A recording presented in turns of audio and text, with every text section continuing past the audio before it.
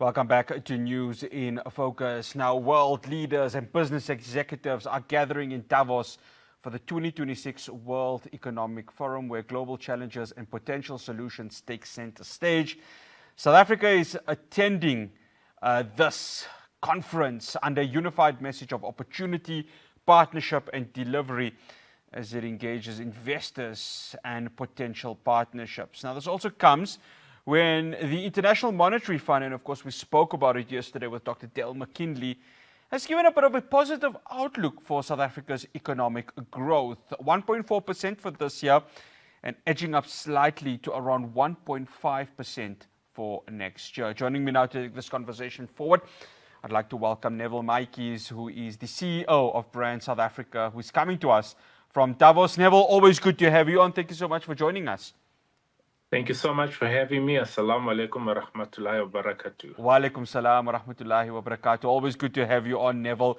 Neville, I know we spoke, during the G20, long conversations about how South Africa was going to take itself forward with regards to the World Economic Forum. Now that you are there, I guess, how's the feeling there so far, especially towards Team South Africa? Absolutely overwhelming. Yesterday we had some meetings planned, and when we arrived at South Africa House, we found that there was so much demand, so many walk-ins, so many people wanting to engage us on a number of projects that they are running in their own different locations, projects that they want to bring to South Africa. So it was really a very, very busy day. Of course, today was the main day, day one. So what we've done, and as South Africa House, we've opted to have roundtable sessions. The roundtable sessions really seek to showcase the opportunities directly. So a lot of potential investors will then sign up to attend these roundtable sessions. This morning we had a session that focused on Africa, where the Secretary General of AfTA, His Excellency Wamkele Mene, we had Minister Lamola, we had Ambassador Xolisi Mabongo, and a few other delegates that really participated in that session, followed by a critical minerals one that specifically focuses on the relations between South Africa and the DRC and the improvement between our relations. So a lot of these, and this program will continue for the rest of the week. We've got a few more sessions between tomorrow and Friday, which we're actually rolling out. So the message that we're driving from as Team South Africa is quite clear. The positives around South Africa are not superficial, they are real positives. You've seen major structural improvements in the economy, structural improvements in terms of our energy sector, in terms of our infrastructure, etc. So all these are major investment boosters. And they boost investor confidence quite exponentially. We've also seen South Africa coming out of the grey list, Standard & Poor's, and as you've indicated, the IMF that has also looked at South Africa quite favorably. So these are not fictitious, these are real facts. These are core facts that we've put into the market, and South Africa is on the spotlight, positively so. Neville, you mentioned the grey list. You and I had that conversation just before the G20 summit. And we saw the positive reverberance that had created. A few weeks ago, South Africa also got removed from the European Union grey list, which means pitching it to European investors becomes even more appetizing. How important is that? How important is that to say we're out of two major grey listing scenarios, South Africa is open for that investment?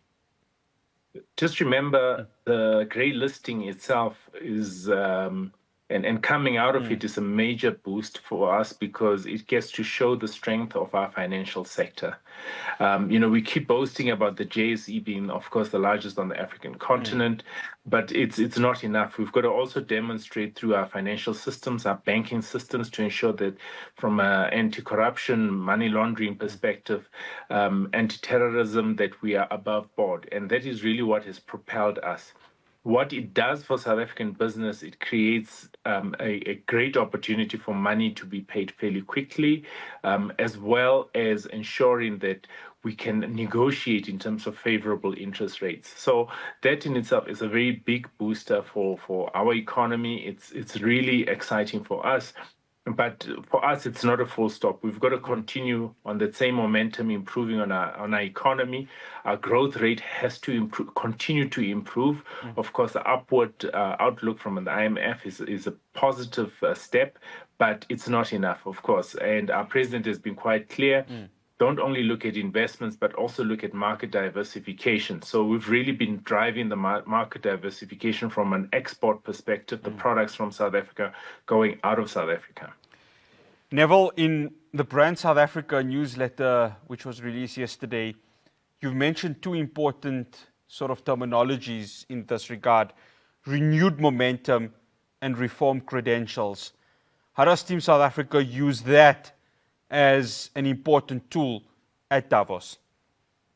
Yeah, for us, our message is quite clear. We were never off the radar.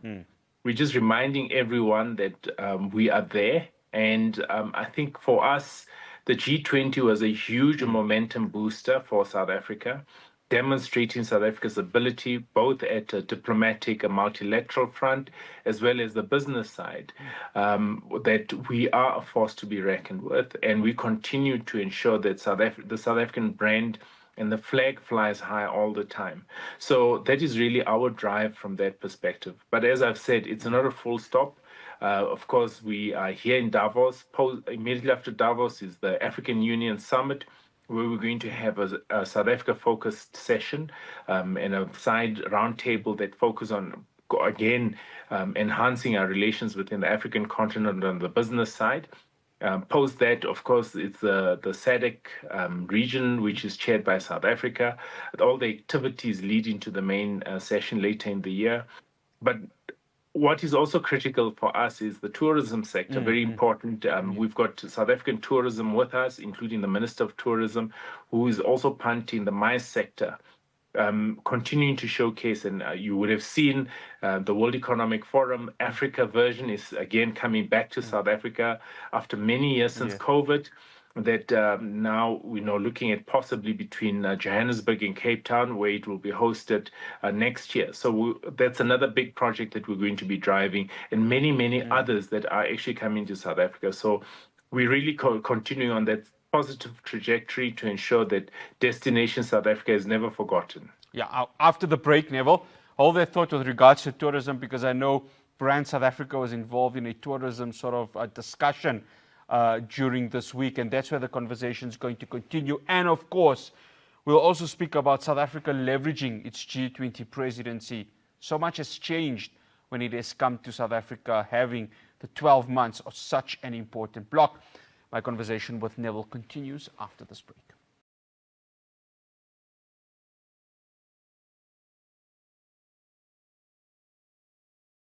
Welcome back to News in Focus. You know, Neville, contrary to what US President Donald Trump says, they were actually the most visited nation to South Africa was that of the United States of America. And I kind of found it funny when I read that statistic.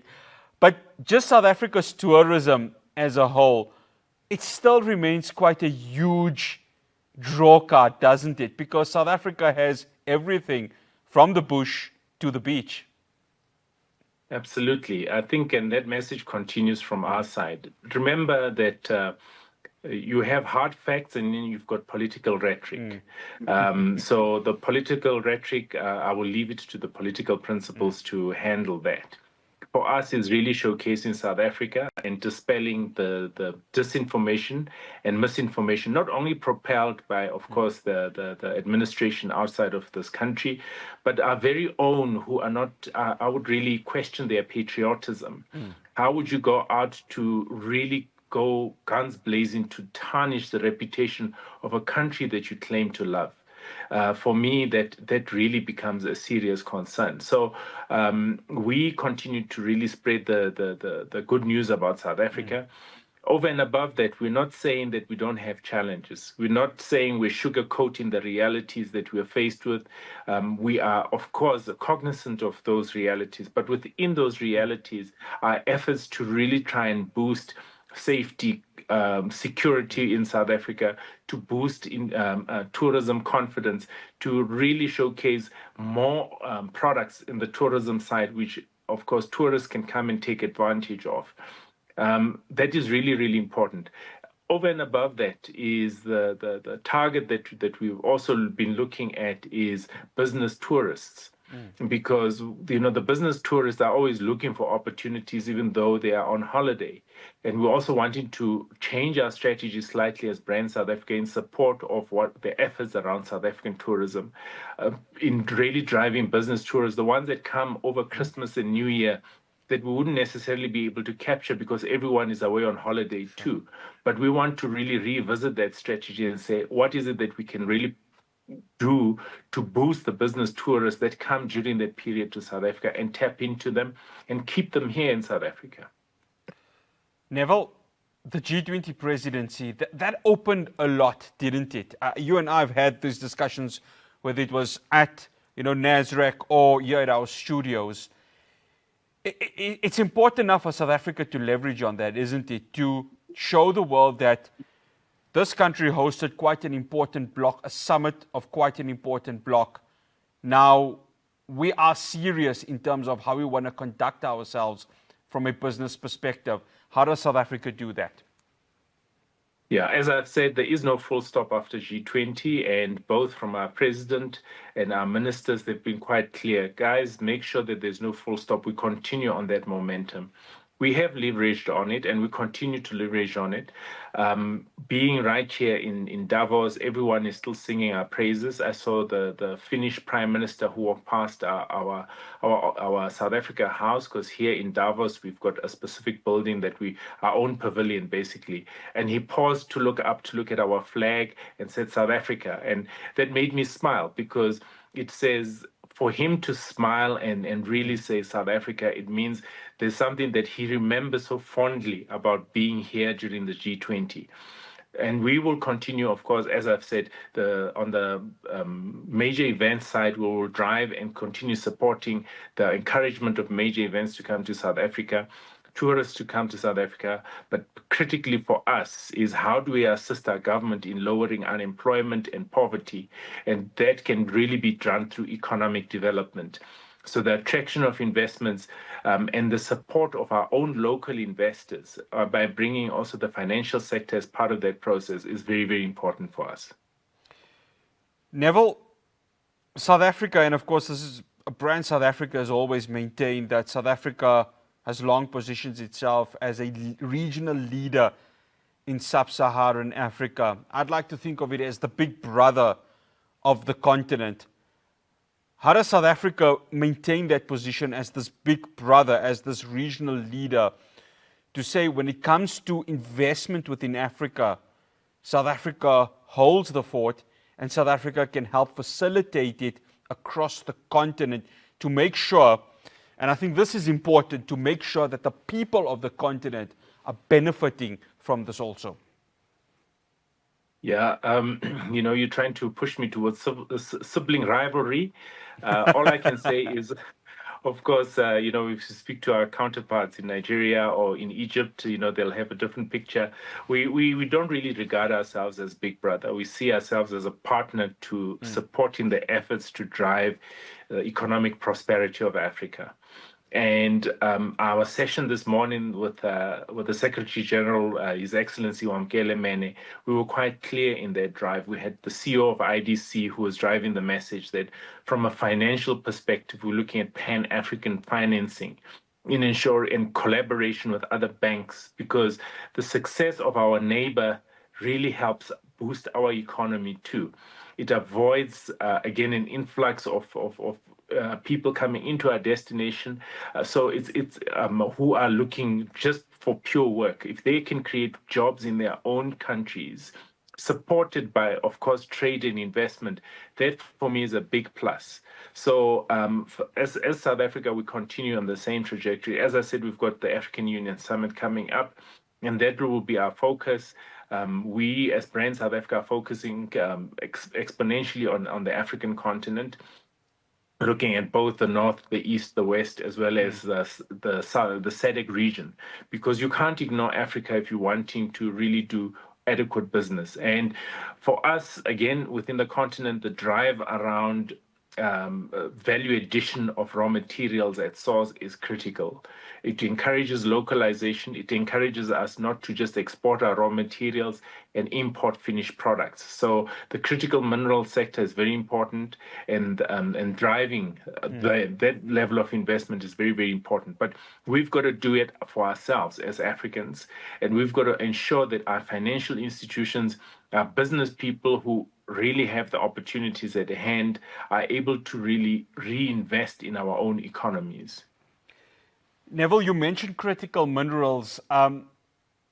2 days before, and of course during B20, the European Union signed a very important critical minerals deal with South Africa. Now, I'm going to quote you. You said leave the politics to the politicians, and that's what we're going to do for this purpose of the interview.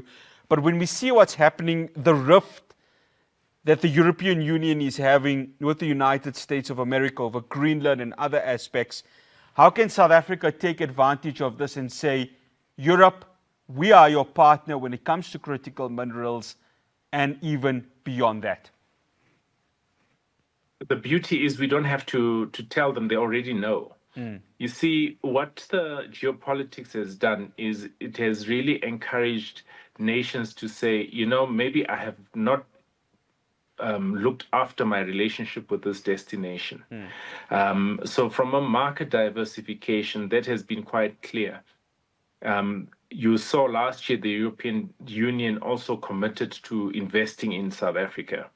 All those are efforts that demonstrate the willingness of these destinations to diversify also in terms of their markets. What is sad is for the ones that are pushing away partners, they are the ones that will be left alone, unfortunately. We're in a multilateral world where you cannot be singular and assume that everything revolves just around you, because eventually it'll catch up with you. So it's very, very important for us, and that is where we focus our energies and our drive as Brand South Africa. One final question, Neville. Brand South Africa has said that this year's WEF can serve as a catalyst for the deals, reforms, and collaborations that South Africa is championing. And this forum may well be remembered as the moment the country turned a period of global uncertainty into a springboard for inclusive, sustainable growth. It's time for South Africa, isn't it, to really take the bull by the horn and say, we are part of this world. Let us have this opportunity to contribute to the global economic growth. 100%. And I think the core word for us as Brand South Africa is sustainable, because we don't want a once off as a destination. We want to see sustainable. We are looking at projects, from 50 years and above. And our support for the Department of Trade, Industry and Competition is around that. They have actually put together that investment booklet, the bulk of those projects are not just a 2-5 year project timeline projects.